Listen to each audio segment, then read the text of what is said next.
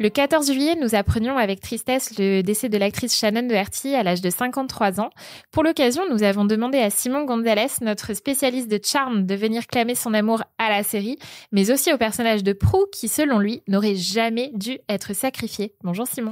Bonjour. Alors oui, déjà, je vais prévenir, je suis ultra fan de Charmed, mais je vais un petit peu critiquer la série parce que j'ai un premier coup de gueule à passer. Je trouve que l'épisode de la mort de Prue dans la saison 3, à la fin de la saison 3, c'est le plus mauvais de la série parce que je trouve que sa mort a été bâclée.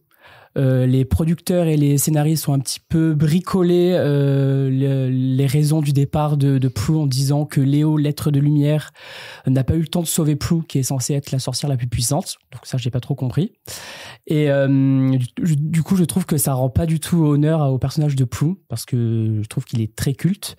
Et pour moi, c'était Phoebe qui aurait dû quitter la série à la place de Prue. Donc ça, c'est quelque chose de très impopulaire auprès des fans de la série parce que Phoebe, et surtout Phoebe et Cole, étaient ultra populaires dans la série. Mais je trouve que le personnage de Phoebe, à partir de la saison 4, il est tellement sous-exploité par les producteurs et par les scénaristes. Ses relations amoureuses, on en a eu des 5 ou 6 après le départ de Cole. Je trouve qu'on s'ennuie.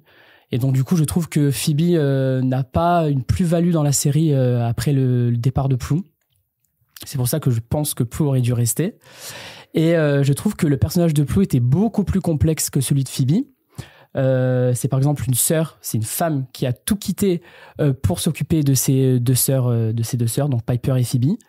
Et je trouve que aussi le personnage de Prue ressemble un petit peu à Shannon Doherty par le côté fort caractère. Et je trouve que ça a bien été retranscrit dans la série. Et du coup, c'était la sorcière la plus puissante. Et avec le départ de Prue, c'était Piper qui est devenue la sœur aînée. Et je trouve que Piper n'est pas ultra crédible en sœur aînée qui est du coup devenue la sœur la plus puissante. Voilà, j'ai quelques doutes sur ça. Et du coup, ça, c'est mon côté fan service. Je trouve que la rencontre entre Prue et Paige aurait dû avoir lieu et pas la rencontre de Paige avec les autres sœurs. Donc pour toutes ces raisons, je trouve que Prue aurait dû rester dans la série. Et sa mort a été bâclée par les producteurs et ça lui rend pas du tout honneur. Alors, est-ce que vous êtes d'accord avec Simon ? Est-ce que la production de Charmed aurait mieux fait de garder Prue et de virer Phoebe ? Marc, qu'est-ce que t'en penses ? Parce que moi j'aime beaucoup Phoebe quand même. Alors je suis d'accord, c'est pas effectivement le personnage le plus fort au début, mais elle évolue. Je trouve qu'elle évolue pas mal en fait, et ses pouvoirs évoluent. Et en fait, elle part d'une nana rigolote, fêtarde, machin, et pour devenir quelqu'un de plus complexe.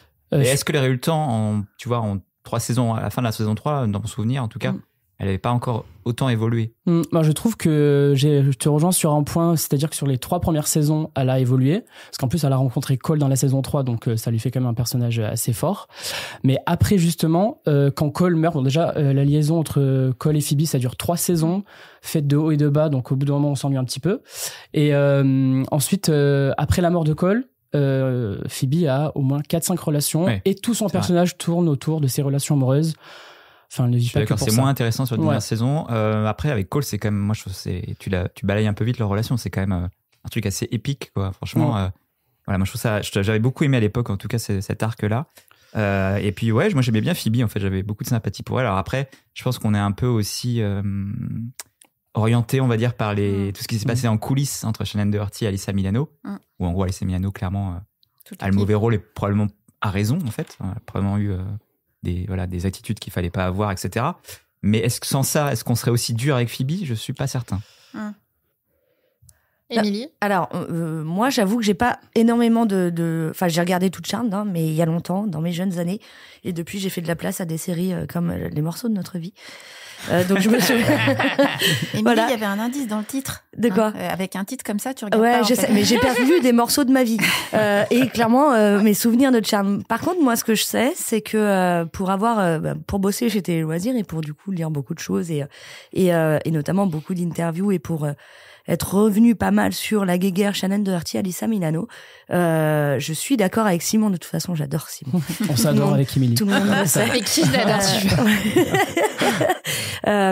Je pense qu'en fait, la prod, elle s'est pas embêtée. Elle s'est dit, Shannon Doherty, elle avait déjà été virée de Beverly Hills. Donc, ça veut dire qu'en fait, c'est toujours la peste. C'est la peste. Donc, du coup, on va la virer. Et Alyssa Milano, elle va nous rapporter plus de thunes. Et très clairement, ils ont jeté Shannon Doherty comme une petite crotte. Quand tu apprends avec le recul et quand tu vois surtout les relations des autres actrices avec Alyssa Milano d'un côté et Shannon Doherty, tu te dis qu'au final, la peste qu'on pensait, c'était pas forcément celle qui avait été désignée. C'est-à-dire que quand on voit Holly Marie Combs qui est là depuis le décès, très amie avec elle. mais c'est au-delà d'amis. C'est-à-dire qu'en fait, depuis le décès de Shannon Doherty, tous les jours quasiment, elle met des posts sur Instagram. Elle a même poussé un coup de gueule en disant, mais si ça vous dérange, je m'en fous, c'était mon ami.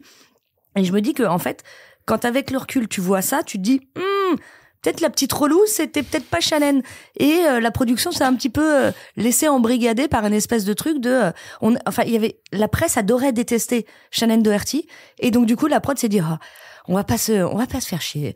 Les deux, elles s'entendent pas. Bon, on vire Shannon. Et moi, ça me pose problème. C'est toujours le pauvre petit mouton noir qui va prendre pour l'autre qui est finalement plutôt peut-être pas le harceleur, mais quelqu'un qui a bien manipulé les gens à l'époque. Et je rejoins Émilie, et on se rejoint toujours. Je trouve j'arrive. que même Rose McGowan a pris parti pour Shannon Doherty et pas pour Alyssa Milano, qui a été fortement critiquée en plus pour ses prises de position avec l'actu un peu bancale. Donc je trouve que oui, je rejoins Émilie totalement. Stéphanie, alors du coup, ne me lance pas de cailloux, non, Simon. Non, promis. Mais moi, je peux le faire non plus. Non, en fait, déjà, à la base, moi, Charmed, c'était pas trop mon truc. Donc, j'aurais été aux manettes, elles auraient toutes les trois disparu. Une explosion magique ou un truc comme ça. Ou de la saison 1. Mais voilà, j'ai un peu de tendresse aussi pour le personnage d'Alyssa Milano. Je trouve que... Je vois pas trop le lien, en fait. C'est-à-dire que je vois pas pourquoi l'une aurait dit dû disparaître plus qu'une autre, pardon. Oula, t'as bugué. Ouais, c'est l'émotion. Et en fait, pour le côté peste et tout ça, là, j'ai l'impression qu'on réécrit un peu l'histoire en ayant des trucs, voilà, chacun y va de sa petite déclaration. On sait pas vraiment. Je pense que les torts sont un peu partagés, en gros. Sans doute, je pense pas qu'il y a une méchante et une gentille, etc. Et dans ce cas-là, tu jettes les deux, en fait. Ouais, mais en fait, ou alors tu gardes les deux et tu trouves des moyens de t'arranger. Moi, j'aurais gardé plutôt les deux et tu trouves des moyens de t'arranger. Et sinon, tu choisis effectivement, froidement, au niveau marketing, qu'est-ce qui convient le mieux. À l'époque, c'était sans doute. Ils ont engagé, la production avait engagé un psychologue pour justement aplanir les tensions entre Phoebe et Prue, et ça n'a pas du tout marché. Ouais. Et donc du coup, c'est pour ça, je pense qu'ils ont fait le choix. Et aussi Phoebe, à cette époque, elle était ultra populaire parce qu'elle était en couple avec Cole. Enfin, et du coup, c'était un peu le couple iconique de la série. Du coup, ils ont préféré garder Phoebe. Ouais, voilà. Du coup, je comprends tous tes arguments sur le fait que c'était moins bien développé. Mais pour moi, c'est autre chose. Et effectivement, elle aurait mérité une mort meilleure. Ah oui. Mais pour moi, c'est la série qui pêche un peu plus que le fait qu'on ait fait mourir ce personnage-là. Et je pense que si elle est partie de la série aussi, alors après, je suis comme tout le monde, j'ai eu beaucoup de peine qu'elle disparaisse. Et c'est une personnalité, je pense qu'il va rester, qui va marquer tout le monde. Qui a marqué toute une génération. Plusieurs générations. Et parce que Simon et moi, malgré tout l'amour qu'on a pour l'autre, on n'a pas du tout la même génération. Ouais. Et ça, c'est fort. Et je veux dire, elle marquera d'autres générations encore, parce que les jeunes vont regarder, etc. Mais je trouve que là, c'est un peu un débat, qu'on fait par rapport à, c'est un peu un mauvais procès qu'on fait, je trouve, à Alyssa Milano, en fait. Moi, je trouve pas, parce que vu que c'est mon parti pris à moi. Non, parce que en fait, vu que les autres actrices de la série ont vraiment défendu Shannon Doherty et ont plutôt critiqué le comportement d'Alyssa Milano à la fin de la saison 3, quand il y avait des tensions entre les deux actrices. Donc je trouve que ça fait quand même pencher du côté de Shannon Doherty la balance. Du coup, à l'époque, elles ont pas fait grand chose pour la défendre non plus. Ouais, tu vois. C'est ça. Donc je pense qu'il y a une hausse de salaire aussi pour les actrices aussi. Du coup, ils ont trouvé un terrain d'attente. Il y a plein de choses qu'on ne saura jamais au final. Mais du coup, je pense toujours encore une fois qu'on est un peu parasité par ça, en fait. Et là, si on revient vraiment dans l'histoire de se dire est-ce que Phoebe aurait dû partir plutôt que Prue, le personnage, et non pas l'actrice, moi je trouve que ça se discute vraiment, parce que comment Phoebe a évolué ensuite, c'est quand même assez intéressant. Et c'est un personnage qui part de plus loin en fait que Prue, et qui finalement arrive à quelque chose d'intéressant. Et après, moi j'aime bien aussi dans la mort, ce qui est intéressant de la mort de Prue, c'est qu'il y a cette fameuse théorie de l'épisode fantôme qui n'aurait pas existé, l'épisode qui manque, où on voit vraiment Prue morte, parce qu'on la voit pas, on la voit pas mourir en fait. Et donc il y a ce truc un peu de l'épisode qui n'aurait pas existé. Moi, je trouve ça intéressant en termes de mythologie de la série. C'est intéressant. Ouais. C'est ça qui manque clairement à la série, hein, parce qu'entre la fin de la saison 3 et le début de la saison 4 pour introduire Paige, on voit que c'est un peu bancal quand même. Ouais. Après, je comprends effectivement que la mort, la manière dont ils ont mis en scène la mort et tout est déçu. Moi, il y a un truc que je trouve aussi dommage dans la série par rapport à Pro, justement, c'est que ils auraient pu quand même, pour les fans, par respect pour les fans, faire des clins d'œil à Pro plus que ça dans la suite de la série, et notamment sur l'épisode final, où je crois que Pro n'apparaît même pas en photo. Même pas en photo. Pour une question ridicule, parce que je crois que les coûts photos coûtait trop cher, et donc la production n'a pas payé pour que Prou apparaisse en photo. Enfin, ce qui est alors que dans ridicule. Plus belle la vie, par exemple, avant au moment où ça partait de France 3 et qu'on savait pas que ça arrivait dans sur TF1, ils avaient pas rappelé Laetitia Milo, mais ils l'ont quand même mis en photo. Non, mais voilà, là, c'est un petit respect. Si on parle de Plus belle la vie, là, je quitte carrément le plateau, je m'en vais. Alors, on va rester sur Charmed. Juste un mot peut-être pour conclure sur Charmed. Ça s'est fini il y a 18 ans. Est-ce qu'aujourd'hui, tous les quatre, vous pensez qu'on a encore envie de revoir la série, ou est-ce que c'est bon, c'est vieillot, Stéphanie? Moi, je pense que oui. Je pense que oui. Ouais, même si je suis pas, moi, fan de la série, je pense qu'elle a quand même un charme particulier. Un charme, c'est le cas de le dire. C'est le cas de le dire. Et je pense que les jeunes générations peuvent s'y retrouver, même s'il n'y a pas il y a pas des effets spéciaux comme aujourd'hui, mais il y a quand même des personnages sympathiques et il y a un univers qui peut plaire à des jeunes. Donc, moi, j'y crois. Je pense qu'on peut vraiment transmettre, en fait, aux autres générations cette série. Ouais, Simon, je pense toute objectivité. Bah, ça va être dur d'être objectif, mais je trouve que oui, malgré les effets spéciaux, là j'ai revu un épisode il y a pas si longtemps avec les fonds verts, c'est quand même mal fait, mais je trouve que, enfin, j'ai grandi avec cette série et je trouve que elle a marqué des générations, elle a marqué toute une enfance, donc je pense que en plus sur Sister il y a eu les rediffusions des épisodes qui ont très bien marché, donc je pense que ça fait partie d'une série culte.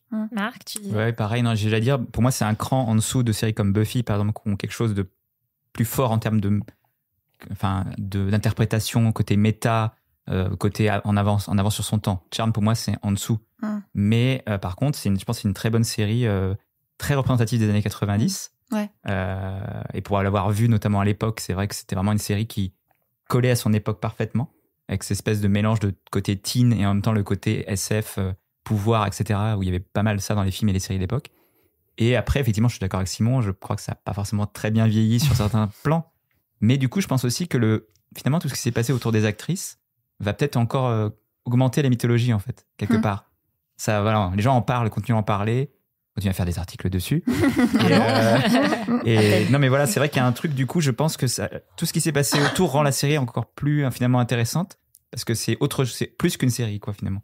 Émilie, t'aurais peut-être dû re-regarder Charmed plutôt non, que les morceaux de notre vie, quoi. En rewatching de Urgence qui est arrivé il y a très peu de temps là sur Prime, que j'avais déjà tout re-regardé quand c'était sur Salto, donc je peux pas. C'est-à-dire qu'en fait, elle est trop quali pour que je la re-regarde. Je vous rappelle que j'ai choisi les morceaux de notre vie, donc non, je vais rester sur Urgence, c'est très bien. Voilà. Si vous voulez vous aussi revoir Charmed, la série est disponible en intégralité sur Prime Video et gratuitement sur M6+. Merci beaucoup Simon d'être venu défendre Charmed et Prou. Après la nostalgie, place aux nouveautés dans la dernière séquence de ce 3e épisode de Super Stream.